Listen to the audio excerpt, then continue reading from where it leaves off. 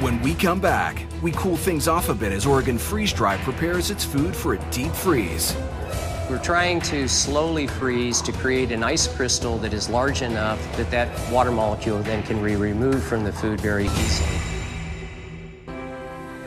As a species, we can't consider our past, present, or our future without acknowledging our drive for exploration. From the time the first humans ventured out of Africa to explorations into outer space, it can be argued that the human experience is framed by an insatiable curiosity to venture to new horizons, leading to some of our finest accomplishments and greatest struggles.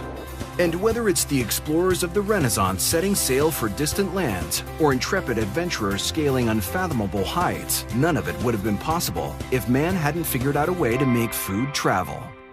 Located in the beautiful Willamette Valley, Oregon Freeze Dry opened their doors in 1963 as a strawberry processing plant. After our endeavor into the strawberries, we started getting into military meals. We started creating our own brand, Mountain House, and that's continued to expand over time. And now, 50 years later, they're the leading freeze-dried manufacturer in the world. Our Mountain House brand was created back in 1968 with the troops coming back from Vietnam. They wanted the product that they were getting in Vietnam, and that's the product that we made. So we created a whole market segment for backpacking food. Our customers are a wide variety. We have military customers, we have recreational customers, we have the large Fortune 500 food companies in the world. We sell to all of them.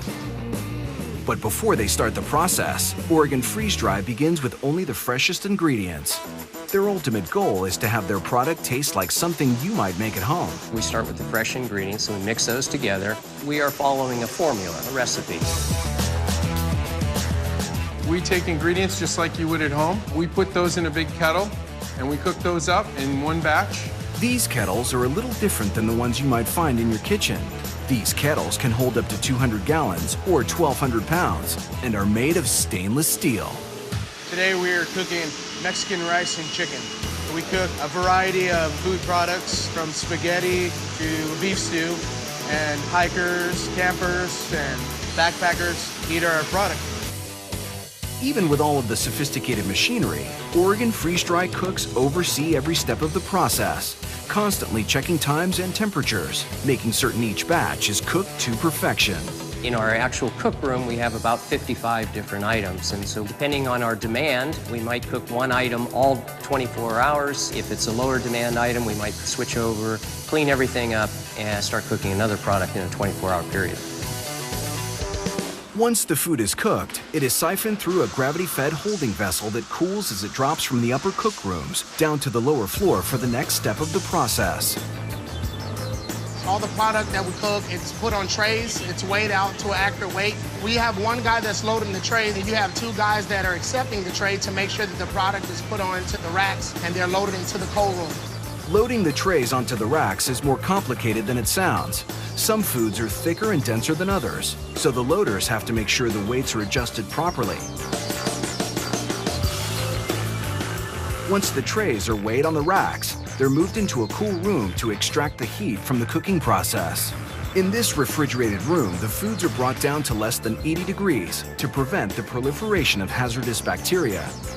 One of the critical things about our process is making sure that we cool and form ice crystals as we freeze our product. We want to start by cooling slowly, forming an ice crystal, and then making that ice crystal bigger. We're trying to slowly freeze to create an ice crystal that is large enough that that water molecule then can be removed from the food very easily, creating a porous structure to allow water to go back in again.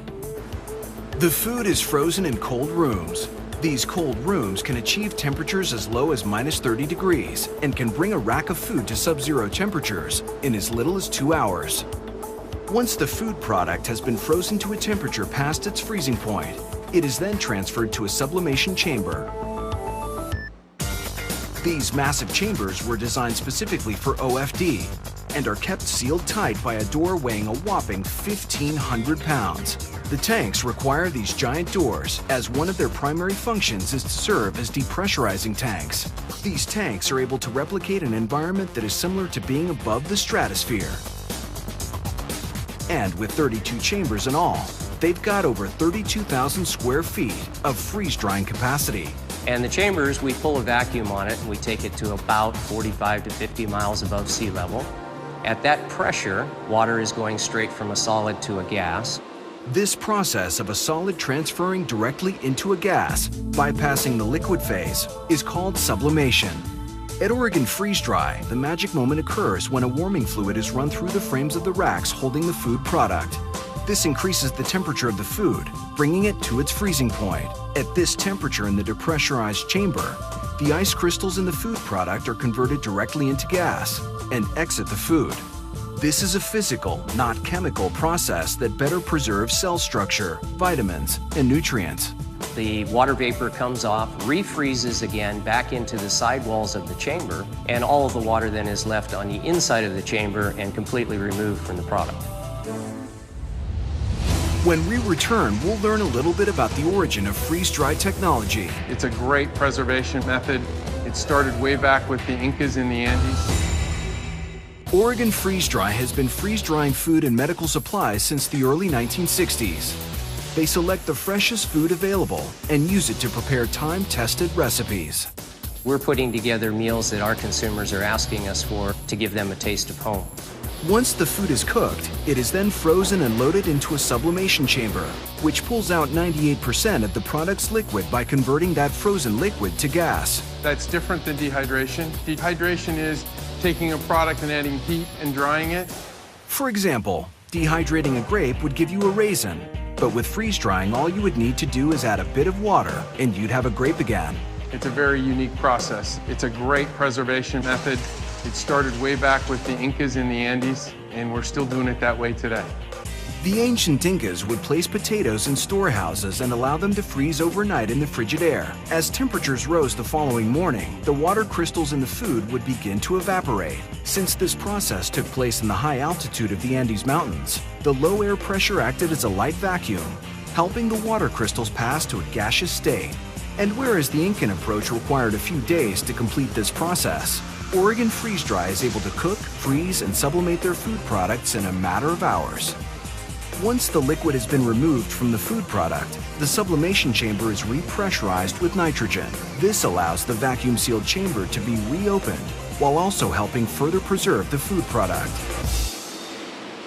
We'll raise the door, we'll unhook a cart of frozen product, we'll pull it out, and we'll transfer it to the dry room. The more water present at the beginning of the process, the longer it takes the product to dry. The cycles can be as quick as 4 hours or as long as 20.